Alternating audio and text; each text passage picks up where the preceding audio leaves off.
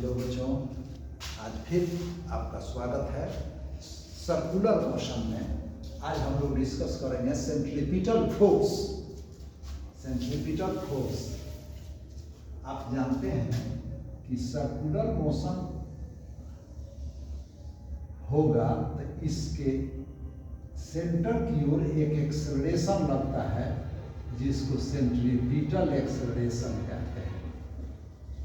Centripetal acceleration,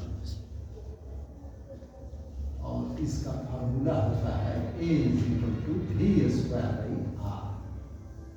ये formula है centripetal acceleration का। हिंदी में इसको अभिकेंद्र त्वरण कहते हैं। अभिकेंद्र त्वरण, इसका फार्मूला है। आप पिछला वीडियो वगैरह देखिएगा तो इस फार्मूला को डिराइव किया गया है। यही मेन क्वेश्चन है, इसको डिराइव करना बोर्ड वगैरह में आता है।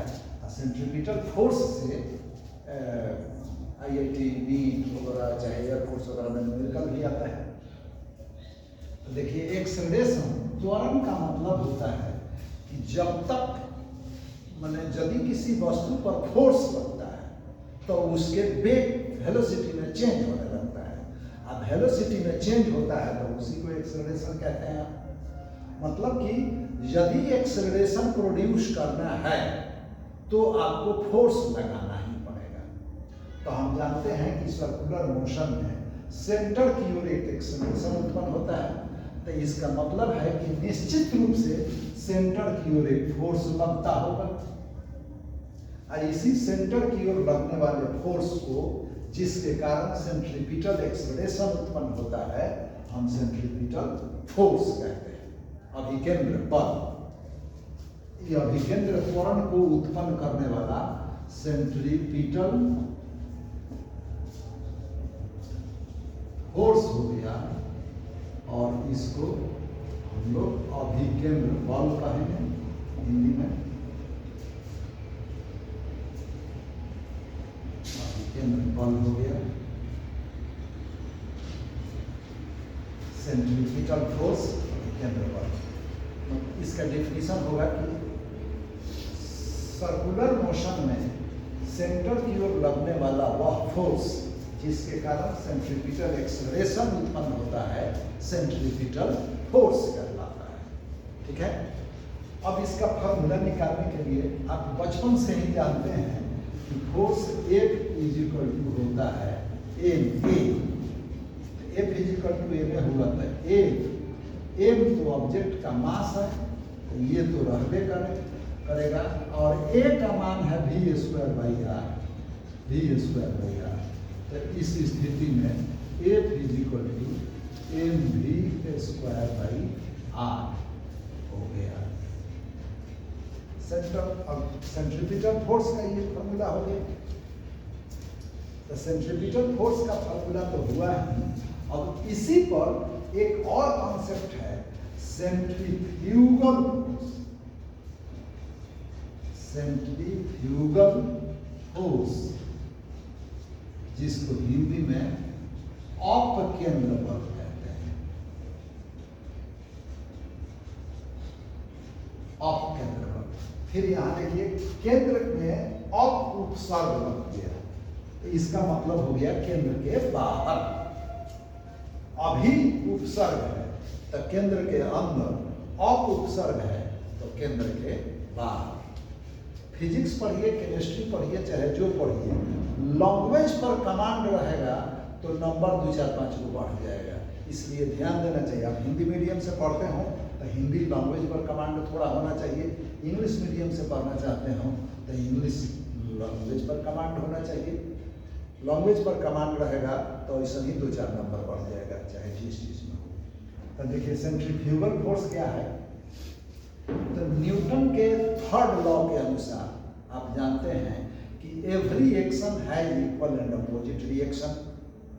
तो सेंटर की ओर यदि कोई फोर्स लग रहा है तो इसके बाहर भी एक फोर्स लगेगा।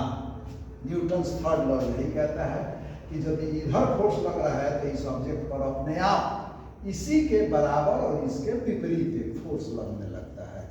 ठीक है, तो अब यहाँ इसी बाहर की ओर लगने वाले फोर्स को हम सेंट्रीफ्यूगल फोर्स या केंद्र बल कहते हैं। अब इसकी बात हो जाएगी कि सर्कुलर मोशन में सेंट्रीपिटल फोर्स के बराबर और विपरीत बाहर की ओर एक फोर्स लगता है जिसको हम लोग सेंट्रीफ्यूगल फोर्स कहते हैं, अपकेंद्र बल कहते हैं। इसके फॉर्मूले में कुछ नहीं करना है, ये चूंकि सेंट्रीपिटल फोर्स के बराबर ही होता है तो इसीलिए इसका भी फॉर्मूला F = mv²/r हो गया। F = mv²/r हो गया, इसका भी फॉर्मूला यही हो गया। अब देखिए कहाँ यूज होता है। हाँ देखिए, सेंट्रीफ्यूगल फोर्स का यूज कहाँ है, आखिर क्यों ये होता है।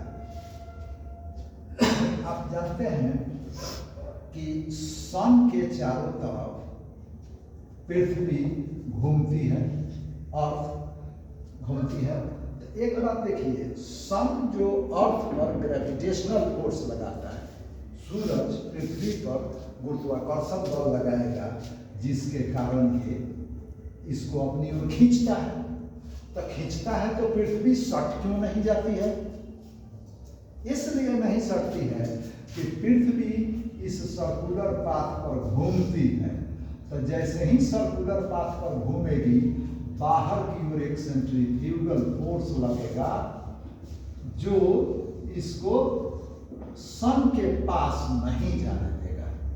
तो अब यहाँ देखिए, ये सन का ग्रेविटेशनल फोर्स सेंट्रीपिटल फोर्स के जैसा काम करता है, तो यह तो खर्च हो जाता है इसको घुमाने में, लेकिन सेंट्रीफ्यूगल फोर्स बाहर की ओर लगता है जो पृथ्वी को सूरज से सटने नहीं देता है। ठीक है, जब भी धरती मैया रुक जाए, यहाँ घूमना बंद कर दें तो ये जाकर सट जाएंगे, क्योंकि सेंट्रीफ्यूगल फोर्स समाप्त हो जाएगा। यही बात आपके एटम में भी है। एटम में न्यूक्लियस में प्रोटॉन और न्यूट्रॉन होते हैं और इलेक्ट्रॉन बाहरी ऑर्बिट में चक्कर लगाता है।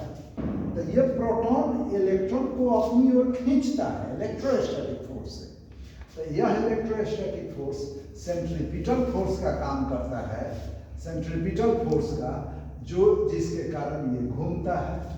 इसके ठीक बराबर और विपरीत बाहर की ओर सेंट्रीफ्यूगल फोर्स लगता है जो इलेक्ट्रॉन को न्यूक्लियस में सटने नहीं देता है। ये सेंट्रीफ्यूगल फोर्स के एग्जाम्पल हैं। ऐसे भी एक वो भी वीडियो है, जब साइकिल से आप चलते हैं तो मोड़ पर जब आते हैं, जैसे यहाँ फिर देखिए, मान लीजिए कि ये रोड है ऐसे, ये मोड़ है ऐसे, यहाँ से घूम गए तो यहाँ से तो यहाँ तक स्ट्रेट लाइन पाथ हुआ, मतलब लीनियर मोशन हो गया। यहाँ से भी लीनियर मोशन हो गया, लेकिन यहाँ से यहाँ तो यह सर्कुलर पाथ पर चला। तो सर्कुलर पाथ पर चलने के लिए आपको साइकिल से सेंटर की ओर मोड़ना पड़ता है, फोर्स लगाना पड़ता है। तो आप फोर्स लगाए जिसके कारण आप मुड़ गए, लेकिन सेंट्रीफ्यूगल फोर्स बाहर की ओर लगते रहता है। तो ये अब मान लीजिए ये पेन है, साइकिल है, ये घूमने लगा तो बाहर की ओर एक फोर्स लगता है जिसके कारण इसको अंदर की ओर झुकना पड़ता है। ऐसे जैसे मेरा हाथ पकड़ के कोई इधर खींचने लगा तो हमको इधर की ओर बचने के लिए झुकना पड़ेगा। तो ये सेंट्रीफ्यूगल फोर्स यहाँ लगता है तो साइकिल सवार को इधर की ओर झुकना पड़ता है। सेंट्रीफ्यूगल फोर्स के कारण ही साइकिल सवार को सेंटर की ओर, मतलब मोड़ के केंद्र की ओर झुकना पड़ता है। ठीक है, इस सेंट्रीपिटल फोर्स पर न्यूमेरिकल बहुत आता है, बहुत तरह का न्यूमेरिकल है। न्यूमेरिकल भी आप देखिएगा, न्यूमेरिकल बनेगा। एक बात देखिए, आपको बताते हैं, आप स्टूडेंट हैं तो आपका एक टारगेट होना चाहिए कि हमको यही करना है। ठीक है, और उस टारगेट के अनुसार आपको उस पथ पर चल देना है। और सब लोग कहते हैं ये बुक पढ़ो, वो बुक पढ़ो, ये बुक पढ़ो, उससे कोई मतलब नहीं है। आपको कम से कम 6 आवर और 7 आवर और 8 आवर, मिनिमम 6 आवर आपको डेली घर पर सेल्फ स्टडी करना है। जो सेल्फ स्टडी नहीं करता है, 6 आवर से कम सेल्फ स्टडी यदि कोई करता है तो आप समझिए कि आपके फ्यूचर का मालिक भगवान है। और यदि 6 आवर आप सेल्फ स्टडी करने की आदत बना लेते हैं डेली, तो आप जो चाहेंगे सो ही कर लेंगे। ठीक है, थैंक यू।